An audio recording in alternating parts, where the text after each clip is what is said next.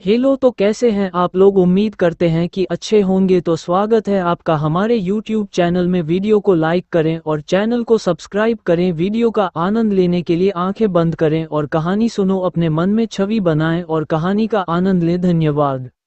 चिराग का शैतान, एक भूतिया कहानी। किसी छोटे से गांव में एक व्यक्ति रहता था जिसका नाम राजीव था। राजीव एक साधारण जीवन जीता था, लेकिन उसका एक सपना था, वह बड़ा आदमी बने, जिसके पास दौलत और प्रतिष्ठा हो।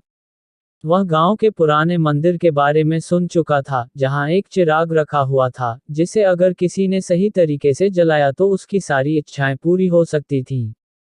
लेकिन साथ ही वहां एक चेतावनी भी थी, जो इस चिराग से खेलता है, उसका सामना शैतान से होगा। राजीव को यह चेतावनी एक मजाक लगी। उसने सोचा, यह तो सिर्फ एक डराने वाली कहानी है। वह मंदिर में गया और चिराग को देखा। चिराग बहुत पुराना था, उसकी धातु जंग खा चुकी थी, लेकिन उसमें एक रहस्यमय आभा थी। राजीव ने बिना किसी डर के उस चिराग को जलाया। जैसे ही उसने चिराग को जलाया, एक अजीब सी हवा चली और चारों ओर अंधेरा छा गया। अचानक चिराग से धुआं निकलने लगा और एक भयावह आवाज सुनाई दी, तुमने मेरी नींद को तोड़ा है, अब तुम्हें इसके परिणाम भुगतने होंगे। राजीव का दिल जोर जोर से धड़कने लगा। उसने पीछे मुड़कर देखा, तो उसके सामने एक अजीब सी छाया खड़ी थी। वह एक डरावनी आकृति थी, जिसकी आंखें खून से लाल थीं और चेहरे पर शैतानी मुस्कान थी। तुमने मेरी शक्ति को जगाया है, शैतान ने कहा। अब तुम्हें मेरी दया चाहिए या मेरी सजा? राजीव डर के मारे कांप रहा था, लेकिन उसने हिम्मत जुटाई और बोला, मैं जो चाहता हूं, वह मुझे चाहिए। तुम मेरी इच्छाएं पूरी करो।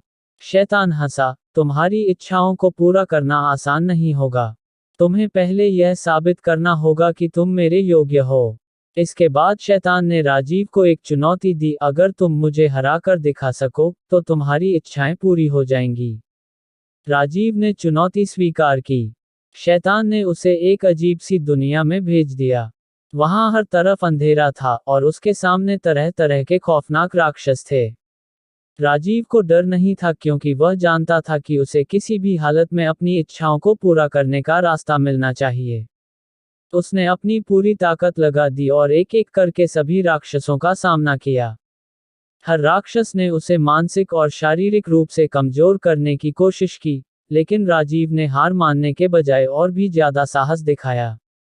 एक दिन, एक अंतिम राक्षस के रूप में शैतान ने खुद को प्रकट किया। उसकी आंखों में आग थी और वह तमतमाया हुआ था। उसने कहा, अब तुम मेरे पास क्यों आए हो, इंसान?